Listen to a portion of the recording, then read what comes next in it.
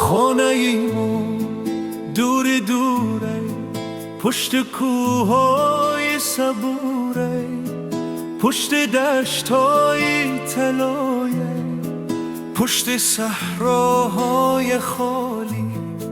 خانه ایمون اونوریا اونور موجهای به تو، پشت جنگل ها و صحرا، گاه رویا هست و گاه در خواب، گاه رویا هست و گاه در خواب.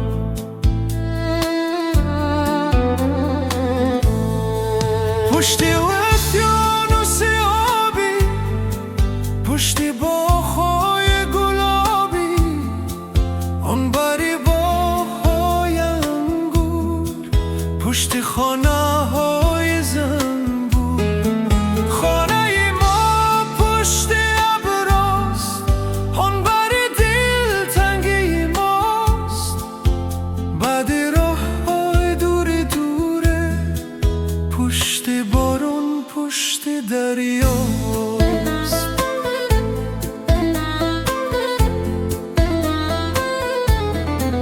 خانه ایمون قصه داره، باغ علوب بسته داره، پشت گندم زار و گلزار، آدم های هجسته داره.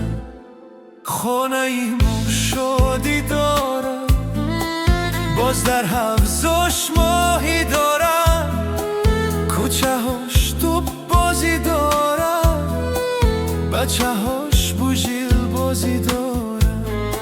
خانه ای گرمی صمیمی، روی دیوارهاش عکسای قدیمی، عکسی بازی ها و رازها، لبی جوی باری و تو بیستون، عکسی آن روز تگی باران، باز یک چپته و یک چمدان، رفتن از پیش آدم های نازنین و مهربان.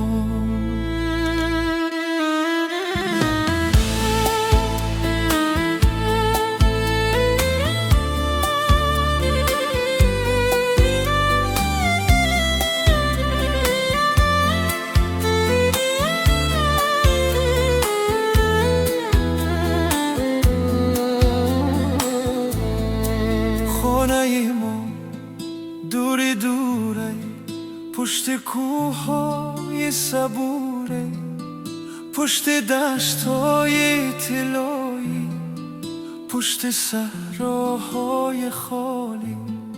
خانه ایمون اونوریا اونور موجهای به تو، پشت جنگل و صحرا، گاهی رویا هست و گاه در